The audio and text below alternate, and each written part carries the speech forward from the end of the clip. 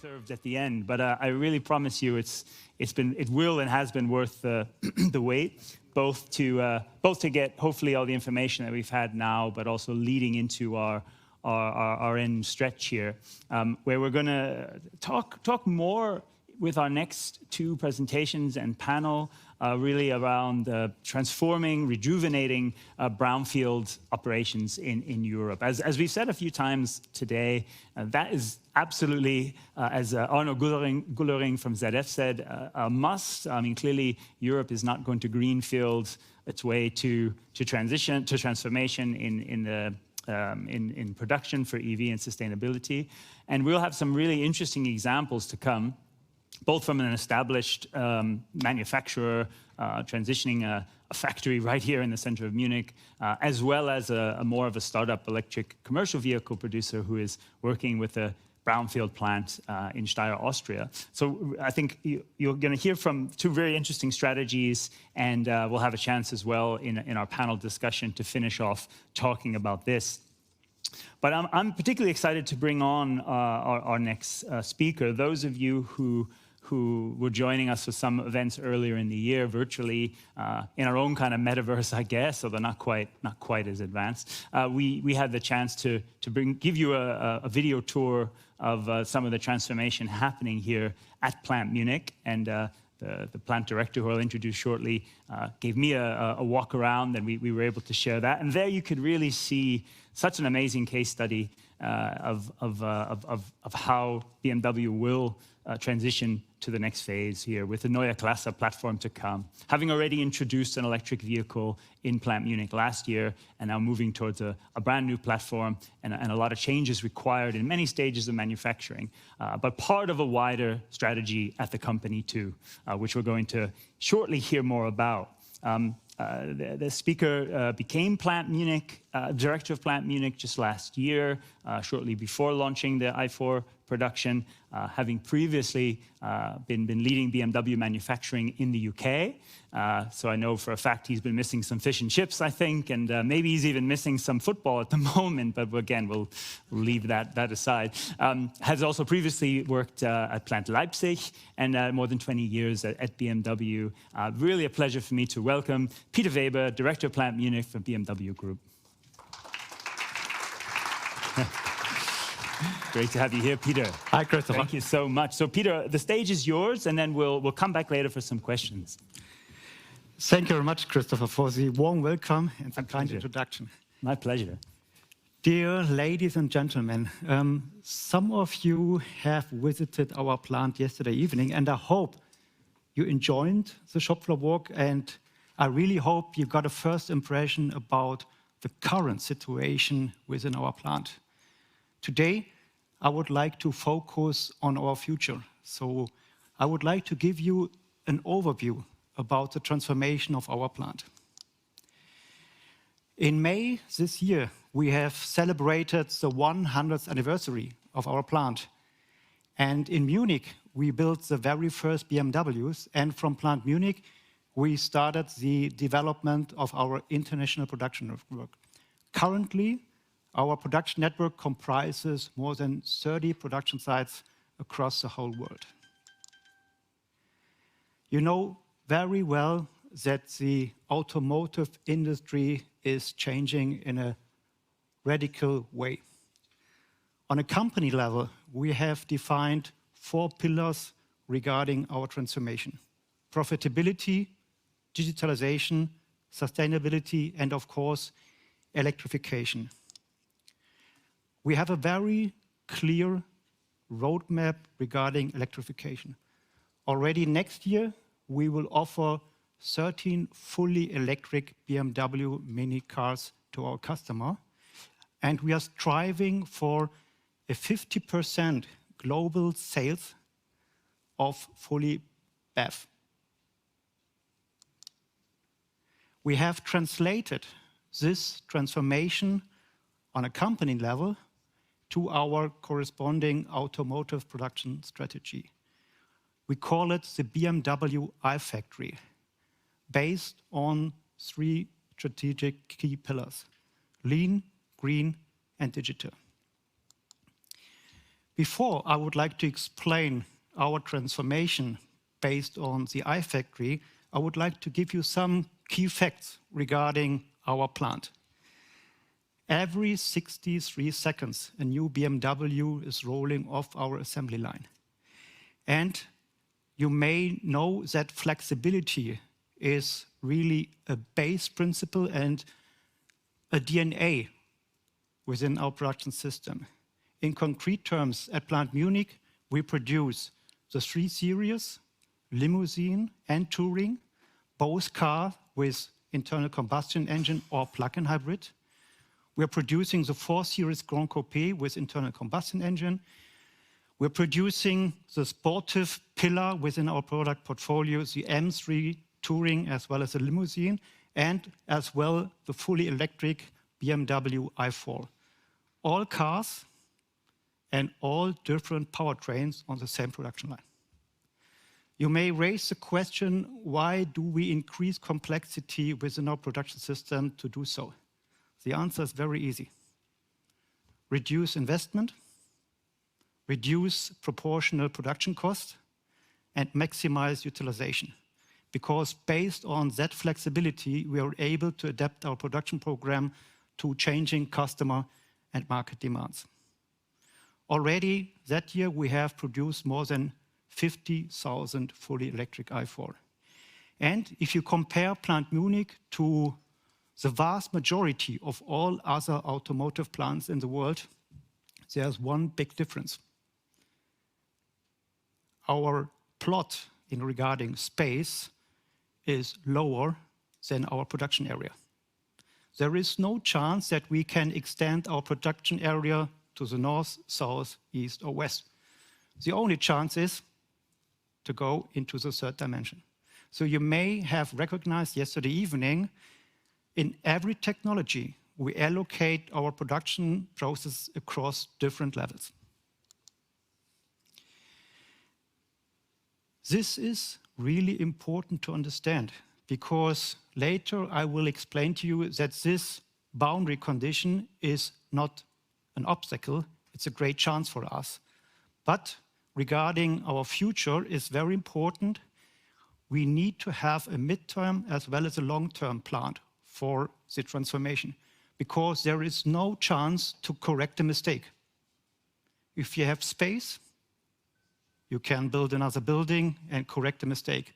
At Plant Munich, we need to have a very clear, consistent long-term plan, because there is no chance to correct that decision. That's the reason why we have already started in 2016 our transformation towards electromobility. That time we have installed a new paint shop, we have extended the body shop to be prepared for the launch of the current C-Series. Within step 2, we have prepared the whole plant for the fully electric i4, comprising the adaptation in assembly and body shop. And already in parallel to the launch of the i4, we have initiated the final phase regarding our transformation. You may know that in 2025, when we ramp up Plant Debrecen in Hungary, we will also launch the Neue Klasse. The Neue Klasse is representing the next product generation of BMW. BEV-centric, digital, and circular. And we will be the first existing plant launching the Neue Klasse after Debrecen. And that's the reason why we need to install a new body shop, a new assembly, and a new logistic area. And I will explain to you how we do it within an existing plant. We have already started to demolish the old paint shop. You see the corresponding pictures on the right side. The biggest challenge regarding this construction site is that in the middle of that area, we still have the conveyor bridge connecting the existing body shop and the existing paint shop. That means we have to demolish the old building without touching the conveyor bridge, still transporting and connecting body shop and paint shop. At the same time, we are performing approximately 10 to 15 reallocation projects within the plant to prepare the big construction site. For example, we need to reallocate the IT center, the water treatment. We will also reallocate very comprehensive pre-assemblies. And yesterday evening, you have recognized our plant is embedded into our neighborhood. When we launched the plant 100 years ago, you see on the left side, Plant Munich was a greenfield. Now we are an integrated and embedded part into our neighborhood in Munich. We have also raised the question, what do the future of urban production will look like? That's the reason why we have performed a competition with international architects to answer the question, how can we increase the level of being embedded into our neighborhood in regards of social responsibility as well as sustainability? For us, it's really the most decisive key sector. When we talk about transformation, we are not just focusing on technical aspects. It's obvious in future we will produce cars at Plant Munich with a very clear expectation in regards of competitiveness. That's the reason why we are very much focused on efficiency and quality, always taking the entire value stream into consideration. It's very important that we have a clear target picture how the future of green production will look like. And most important, we have key indicators and key elements within our transformation focusing on leadership, communication, and people. You may raise the question, okay, the iFactory is a target picture which will be implemented in some years. No, the future is already right now, because the iFactory is a blueprint for all BMW plants. It's obvious if we launch a new plant, we can do the transition within one step. For all the other plants, the iFactory will be implemented step by step every time when we launch a new structure or launch a new corresponding product. I would like to give you some example that this is not just a fake or pony show when we talk about digitalization or green production. For example, we have already introduced a maintenance app in body shop. As soon we are suffering from a technical breakdown within our body shop, our maintenance associate is using the app to check whether the spare parts are available on site. He can start the corresponding maintenance job. He can organize the maintenance team and initiate the corresponding job. On the right side, you see an innovation that we have implemented at Plant Munich. We are checking the quality of our painted surface automatically, and we can also do corresponding repair jobs automatically. We also apply artificial intelligence. This is one example regarding our conveyors and assembly. So we have implemented a heat map, which offers corresponding information to our maintenance department. And the maintenance manager can decide, are we able to continue production? Do we need to stop? Or are we able to continue production and repair the conveyor at the end of the shift? We are very proud that we have integrated a so-called digital production board. This board is offering full transparency across the current production performance every day, every time, everywhere. So across all technologies and across all levels of hierarchy, we're using that board from process leader to plant director. And I can also check, for example, the performance in paint shop in China or assembly in San Luis Potosí.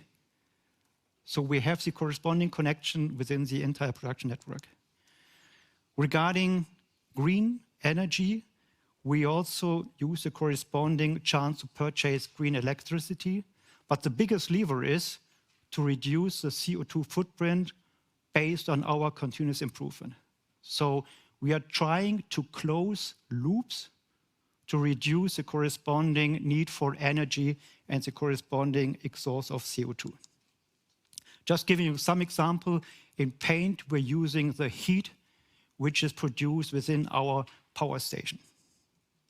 But we are not only focusing on energy or CO2, also we are very much focused on water consumption. For example, we have introduced a corresponding reverse osmosis facility, which is closing the loop within the pre-treatment, and we are able to save 6 million liters of fresh water per year.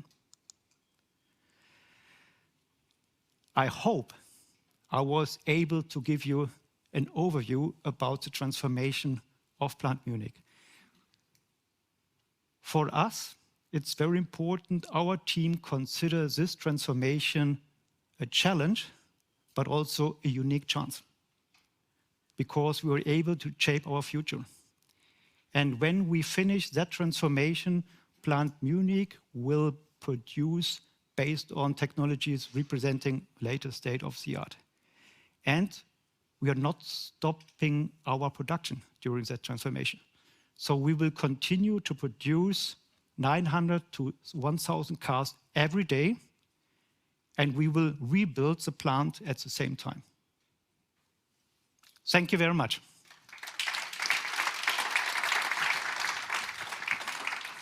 Thank you very much, Peter. A great view indeed, exactly as you said, into the future of Plant Munich, but also into its present, because as you showed on the board, some of those innovations already in place, and you're producing that number of cars at the same time as this major construction project, which is quite a feat. We're going to talk more about it in the Q&A. But I'll bring you back shortly. So for now, please have a seat, and we'll hear from a different perspective. So there, you obviously just heard about transforming a 100-year factory and really future-proofing it for, well, maybe another 100 years to come, let's say.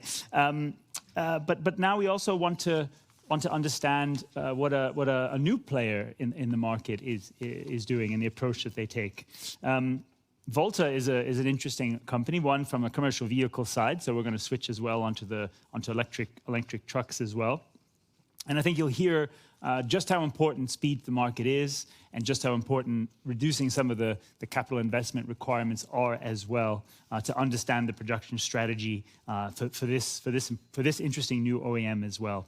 So our next speaker, who's going to give you some insight into this, he's a co-founder of the company in 2019, and is the chief manufacturing and logistics officer. But that follows a long career in the automotive industry with companies like Ford, Volvo, and Polestar. Perhaps worth highlighting, he played a key role in launching Volvo's plants in China in the last 10 years, and then more latterly, the Polestar brand as well. So it's my pleasure to welcome Kjell, the co-founder of Volta Trucks, to give us some insight there and talk more about production in Austria. Thanks very much, Kjell. Great to have you here. The stage is yours. Thank you. Good afternoon, or is it good evening? I'll try to make it short.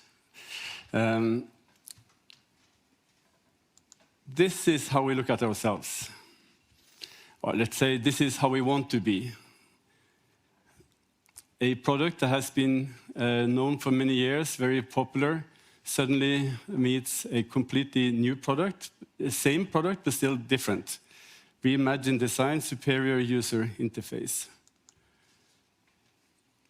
Maybe the change is not as dramatic as the smartphone, but still I think this is the key drivers in what we're trying to do something completely new on an existing product to help both the human-centric design, purpose-built, and with health, safety, and practicality at its heart. Instead of talking too much now, I would like to show a short video, 2 minutes video from our customer event in UTAC in Paris last summer. So it's a few months old, but still I think it gives you a better feeling for the vehicle. Can you try to run the video? This is where it all starts to get very real. We've gone from design drawings to the first mule to this first design verification prototype in a very short period of time. But now we've got 5 design verification prototypes that are here at UTAC in Paris, undertaking the first customer evaluations before the first real customer vehicles arrive in their depots in 6 to 9 months' time.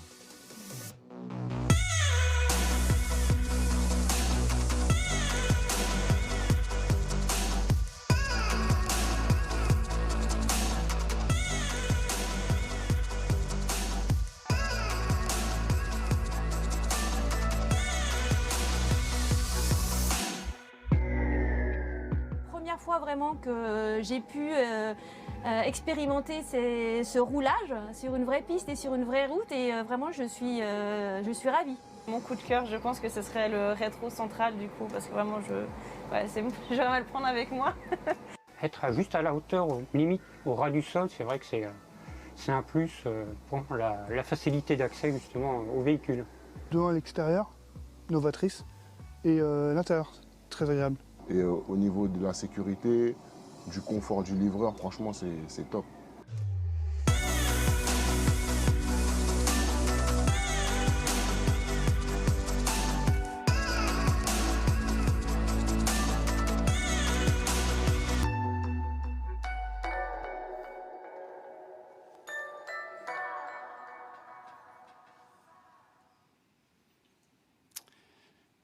Thank you. Sorry, this was in French in the place where absolutely nobody speaks French.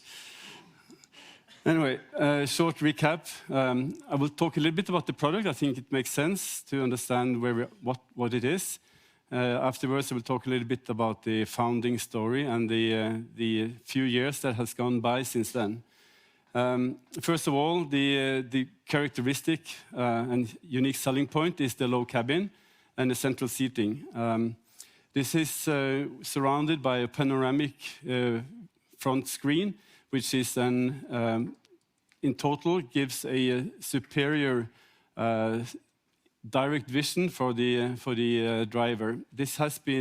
We did this based on intuition, and after we presented this, we saw that there was actually a study done by Loughborough University in the UK, showing that 1.80 meters is the optimum eye height of the driver, because that enables you to have direct contact with bikers and pedestrians much easier than if you sit higher, regardless of if you actually see them all the time. It's the optimum height, and that is exactly where we were. In addition, sitting low means there's less of a step-in. These guys typically jump in and out 20 times per day, so this is a major issue. Have you been into a normal truck ever? It's like getting into a bunk bed on the second floor.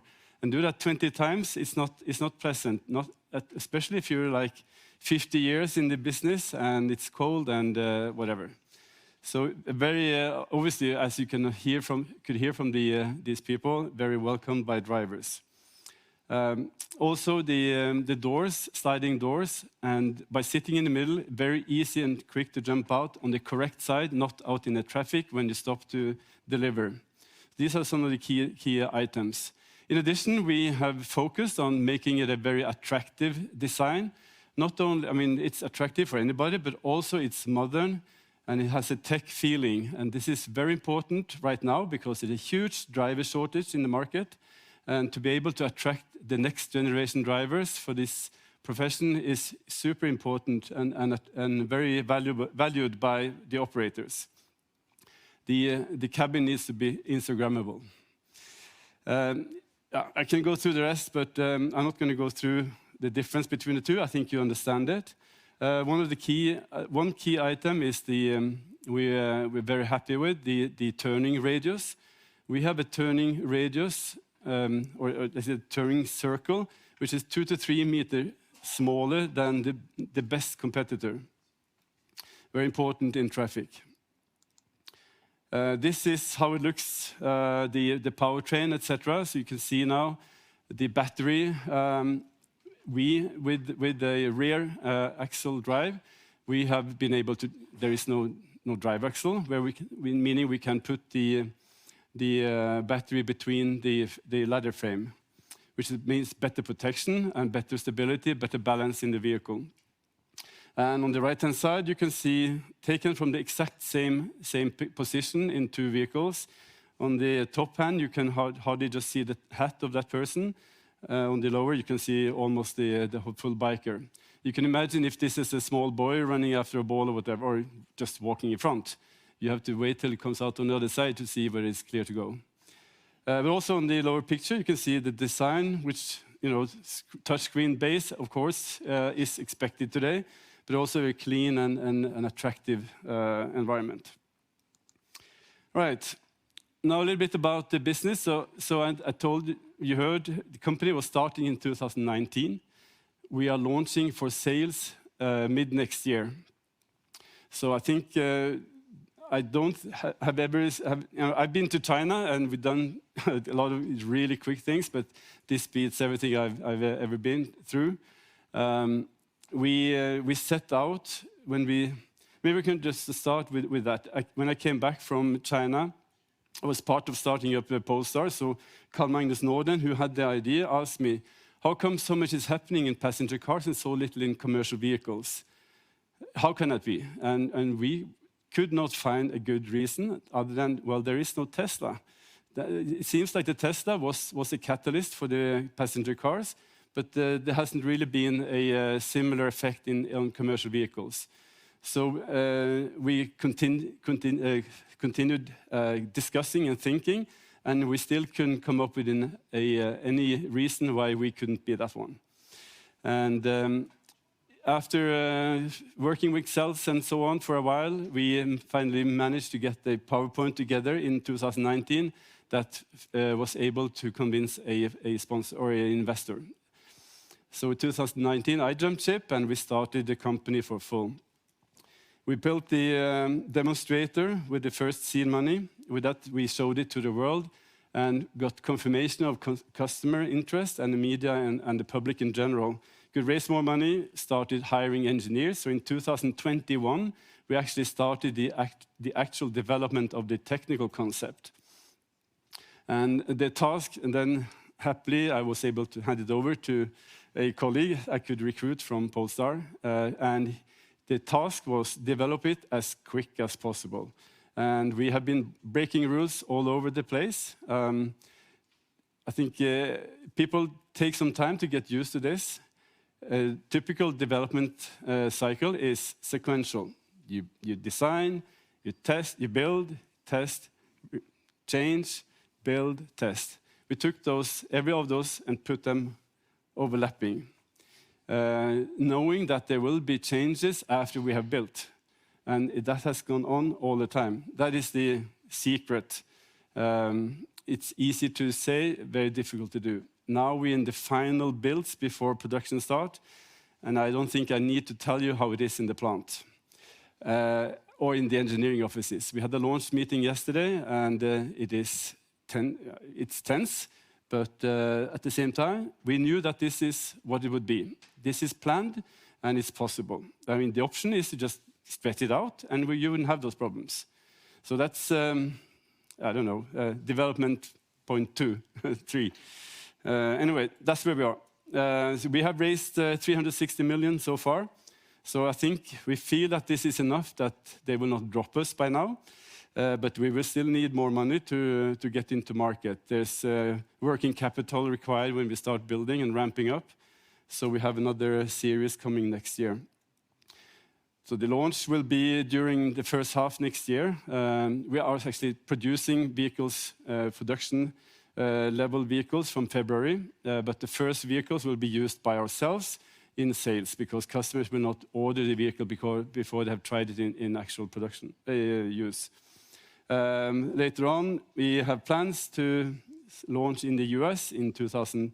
Well, we actually start marketing next year, and we have started development of 2 other vehicles in parallel before we have launched the first vehicle. So now to manufacturing.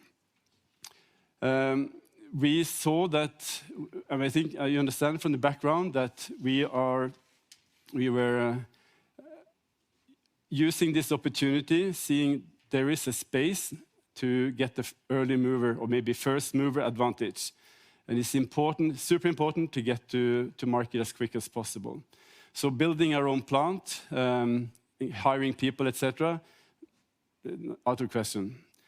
So I started immediately when we launched the company to look for manufacturing partners. And after a long time, we ended up with almost signing with somebody else, and then MAN came on the market.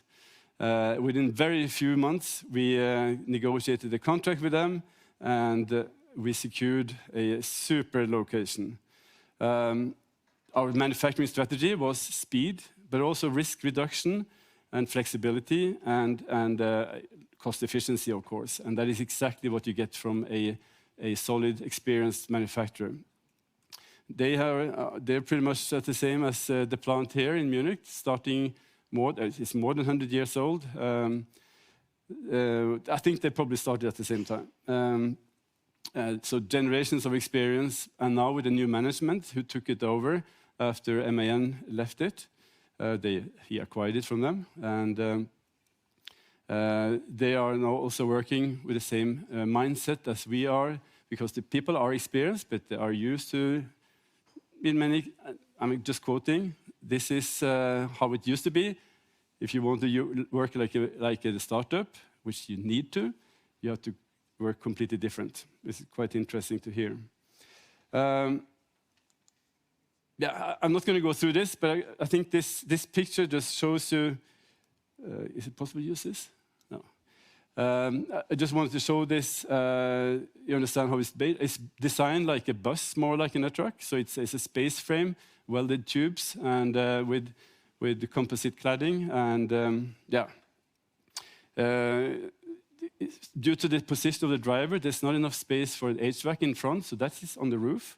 We have the electronics in the rear wall behind the driver. So it's a few new solutions, but in general, the most important thing, you want to achieve this speed to market. So it's for manufacturing, but also in engineering and in the purchasing, etc. So we have gone out for trying to find partners, trying to buy as much as possible off the shelf to get to market as quick as possible, because we have a good concept. We don't need to develop everything. When Elon started his company, there wasn't anything out there. Now, starting developing your own battery doesn't make sense at all, because the battery industry is quite big. If you want to do that, start with batteries in general. So that's the principle we follow everywhere. Can we get it from somebody? Actually, in principle, we selected the one who could deliver the fastest rather than any other criteria, the most important criteria. Yeah. Just a few pictures. It's very simple. It's a semi-automatic body shop. The load on one side, you turn around, it's welded, and while you load it, so simple framing.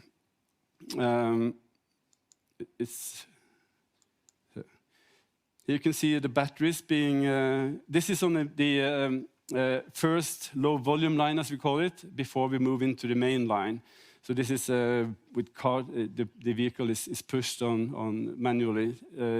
In next year, when we're now producing together with MAN on the line, on the cab line, actually they have a cab line that looks pretty much like a passenger car line.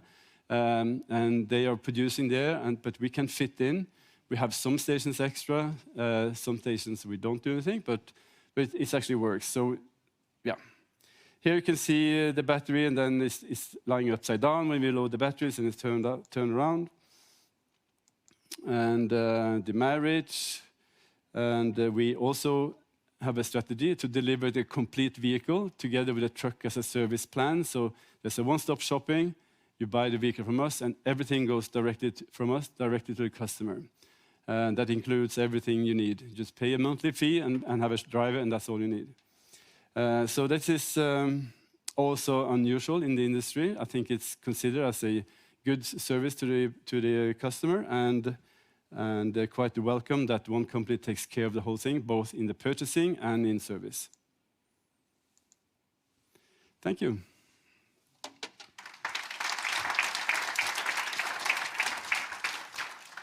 Thank you so much, Kjell. As mentioned, a strategy very much built on speed to market, some parallels to other things that we heard earlier. I'm going to bring Peter back on stage as well so that we can take a few more minutes to answer some questions. I promise not too long. I do realize that we're getting into the night. I'll sit in the middle for a change as well. Oh, sorry. No, why not? Yeah. It shouldn't be all about me, but sometimes it is. But it makes it easier to ask from each side. Peter, I want to start with you. There's something you mentioned. You talked about, the audience might be asking why would we add all this complexity to the line in Munich, and you said it's a necessity to reduce the capital investment cost. But obviously your strategy, and as I understood what you said in the iFactory, will also be standardization, where possible, simplification. Do you see these two requirements as a contradiction or as supporting one another? In other words, this necessity to increase complexity, variety on the line, but then eventually standardize. Will one support the other, or are they kind of just things you have to manage as a contradiction? Flexibility is supported by standardization. So as mentioned, for us, flexibility is really a base principle of our production system. In 2 dimensions, scaling up and scaling down production according to market demand, as well as integrating different models and powertrain alternatives into one production line. We have so-called blue books for every technology describing the standard. So we have a standard per technology comprising the value stream, process sequence, process description, layout, production facility, as well as production equipment. And for us, it's very important. The standardization is the key enabler to master the project landscape. You can imagine running a huge number of projects in parallel within an international production network. There is no chance to master the number of projects as well as the complexity without having a defined standard. And what's very important if you run production, the standard is also a very important key enabler as soon as you're suffering from a technical problem. Because, for example, if we recognize a problem in Munich, we know we can contact our partner in another plant running the same standard, and we can support each other. So standardization is really a key enabler to be flexible, as well as to run a high-performance organization in planning as well as in production. Absolutely. And Kjell, I mean, it's not right to compare the products so much because they're so different, but clearly you seem to have designed the product with some standard and simplification in mind, which supports the manufacturing. Was that done kind of in parallel or on purpose for you and as a founder and manufacturing, with such a manufacturing background? Was that a key enabler of this speed to market, so to say? Well, standardization is a first product, so I think the next one will be showing how standard we are, but sure. Simplification for sure. I think I've seen other startups wanting to do everything. They want to develop everything, and they want to do it as complex as possible. It's a different strategy. I'm not saying it's wrong, but it's you're building up IP in different areas, but it's also a more complex and more difficult success story. We decided that our product is good enough. Let's make it as it looks, deliver it as quick as possible, and with as little risk as possible. And simplification is the key. And Peter, one of the, again, you mentioned the Brechner, and obviously the Neue Klasse will come there too. So we know BMW has greenfields coming and then transforming brownfields. Despite the legacy in Munich, do you think it can remain as efficient and sustainable even as a greenfield location? So for our team at Plant Munich, the limited space is considered a driver for creativity and innovation. I mentioned the Blue Book. Yeah. So we have a standard. As soon as we install a new production at Plant Munich, we need to allocate the standard technology concept within our existing limited building across different levels. So our team is really innovative to apply the standard in the most efficient and innovative way. Sorry. Yes, and please. moreover, when you visited the plant, you have already seen the condensed value stream. Not only producing on different levels, because this is obvious to everybody. What's really important for us is at Plant Munich, we have a very condensed value stream. And this is really a key enabler for us to optimize the value stream across technologies. Because the condensed value stream and the close distance between all technologies supports fast and direct communication. This is for us the key enabler to optimize production, not only within one technology, but across all technologies. And when we look at some of what you demonstrated, some of the changes that are being made for Neue Klasse, for example, new assembly and logistics areas, the engine production moving out. Can you talk a little bit, if we look at the logistics, for example, we spoke about this, I believe the logistics area becomes larger. What purpose will that serve? Can you give us a sense? Will that be more value-added services, sub-assemblies, etc., more storage? I appreciate there's things you can't talk about since the products aren't revealed, but if you can give us a sense of what some of those changes will mean. I highly appreciate that question, because this is the fundamental question when we talk about value stream. For us, it's not assembly or logistic. For us, it's really important, it's assembly and logistic. So when we demolish the existing engine plant to generate space for assembly and logistic, we will install 2 new buildings, both comprising different levels. And this is for us a unique chance to implement the best value stream regarding the main assembly line, including the corresponding sub-assembly, as well as allocating logistics area according to the value stream. What's very important for us, we have the unique chance to integrate more logistic area at the right place within our plant.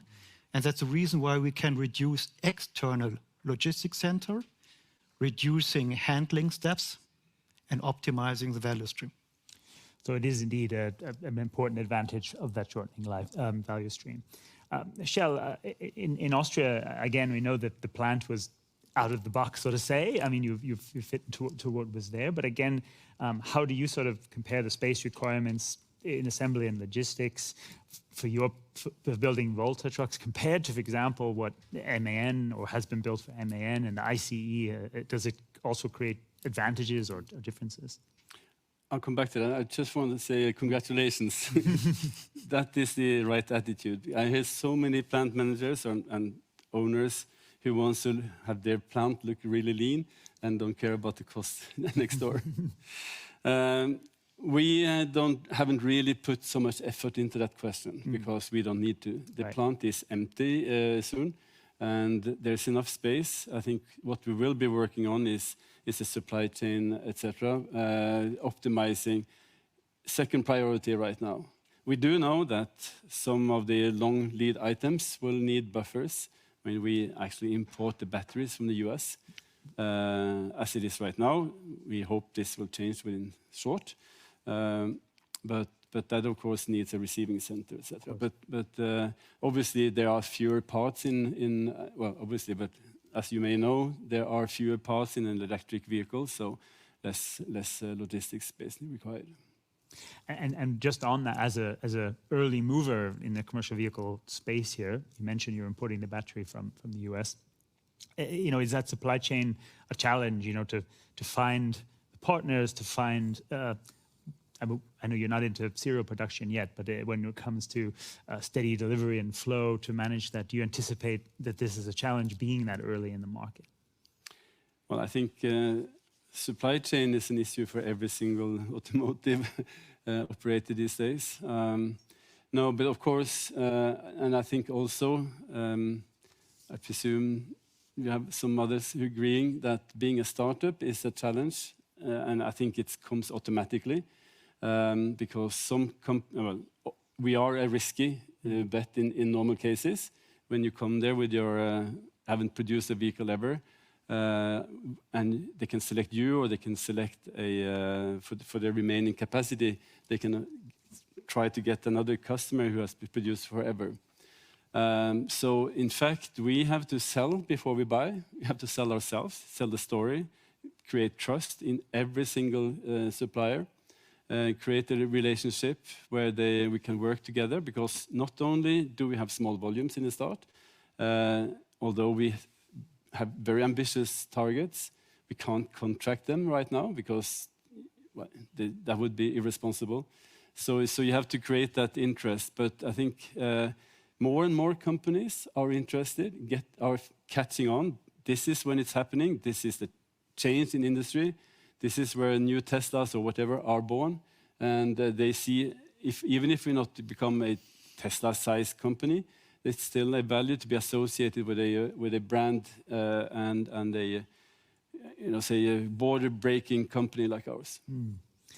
And Peter, you showed some innovations on the digital production, and I think you showed a kind of control center which is being developed. Can you talk a little bit more about some of the solutions that you see that enabling in the production for Plant Munich, be that in efficiencies or perhaps also in visibility of disruptions and things like that? What will be some of the main advantages for that? Regarding digitalization in the context of transformation? Well, you specifically showed, I think, a digital production, sorry how it was called there, but there was a digital production center or control center as on one of your slides. And I was just interested to understand a little bit more about what that will entail and what advantages it brings you. Yeah. So for us, it's really important that all digitalization aspects are supporting our people and supporting our processes.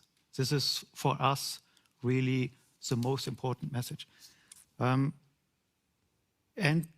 it's all about speed regarding digitalization. So that's the reason when we think about supporting process and people, it's about speed and getting a pragmatic and fast solution. So that's the reason why we have implemented, for example, RFID or cameras to ensure quality based on standard systems, so that you just need to adapt the existing technology to a corresponding application. For us, digitalization is as well a key supporter regarding our transformation. Because you can imagine rebuilding our plant without having a digital twin will be a big challenge. So for us, digitalization is not only supporting our current production, it's also supporting our transformation. So we have, for example, scanned all production areas and all relevant non-production areas. We are generating a so-called building information model for all new installation, where we connect the three-dimensional data of the building with the corresponding object information in context of infrastructure, logistics, and so on. And we are connecting all data within our NVIDIA Omniverse platform, so that we can combine building information, infrastructure, and production facility to master the complexity of rebuilding the plant. And we're using also those support to optimize our production. So for example, we have extended and adapted the paint shop. And we have done it virtually before we do the real installation.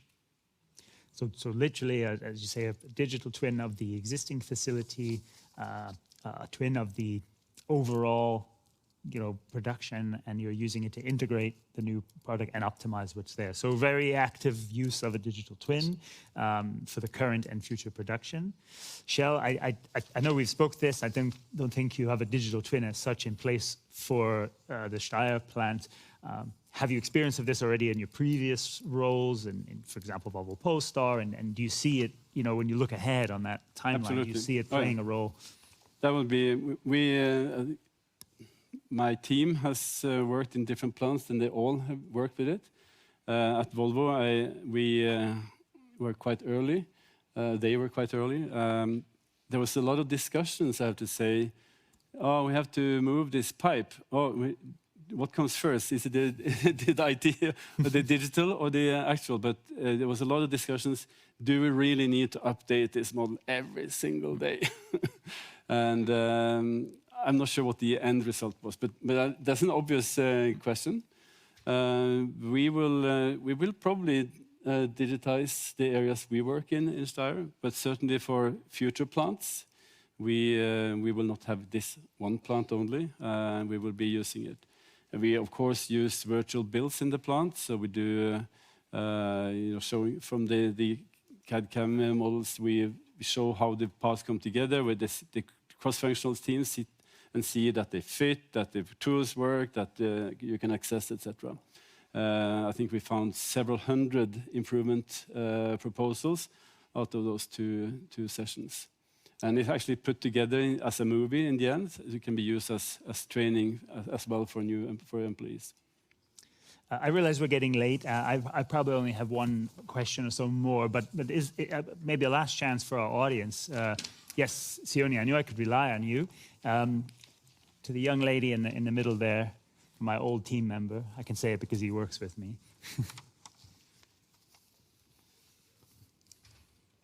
I have one question to Peter about the keeping the standardization.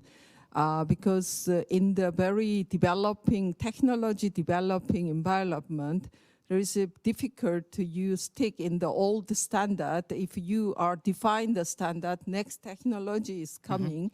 So you don't want to keep this old technology as a standard. So how you manage those standardization? Yeah.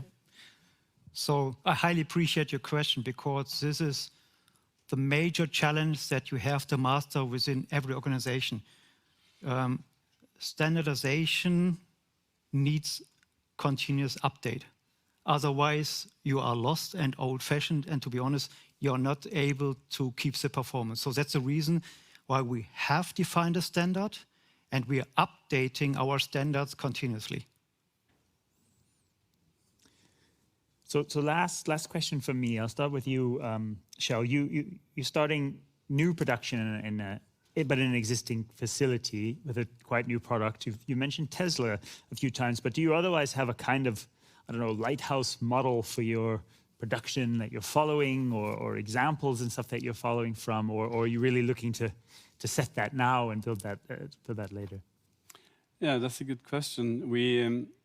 We certainly will set the standard. It may be different from what we're doing now, most likely, in fact, because it depends on the next products. We are developing new vehicles with new materials.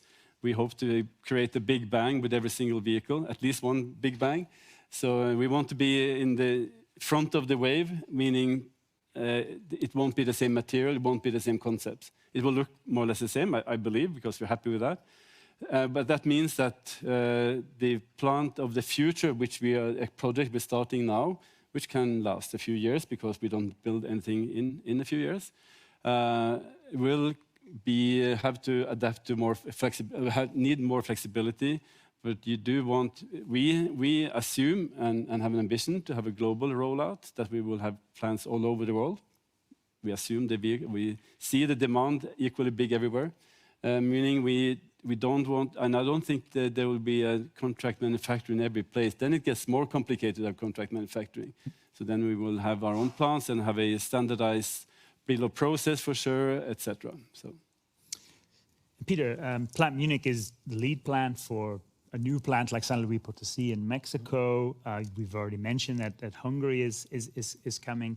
But what I'm interested to hear from you, what are things that those greenfield plants or newer plants are learning and adapting from Munich, or a plant like Munich? Are there technologies, processes that those plants can adapt, despite their being able to start from fresh? From my point of view, learning from an existing plant is not very much focused on technical aspects, because, as mentioned, when you launch a new plant, we apply the technology standards. We train the new production associate within our existing plant. From my point of view, the most important learning aspect is very much focused on a high-performance work organization and the mindset. So our work organization is based on the performance of our process leaders and lead associates. Those two guys are stabilizing, optimizing our production every day in regards of efficiency and quality. So having a high performance work organization is really key to run and maintain production. And these are they're like a supervisor level or even team leader level. Yep. Yeah. And in addition to that, those leaders are also responsible for motivation, commitment, qualification, and passion of our people. So those two leaders, lead associate and process leader, are the most important leaders within our plant because they are in direct contact with our people and they are responsible for the performance of our production system. And this is nothing you can learn from the scratch. There you need experience which you can copy to existing plants. And regarding mindset, you may recognize that I'm repeating constantly focus on value stream. And this is really important when you ramp up a plant. Everybody is focused on getting maturity and quality within each technology. But the biggest lever to improve production performance is to focus on the cross-technology value stream. And that's the question of mindset. Mm.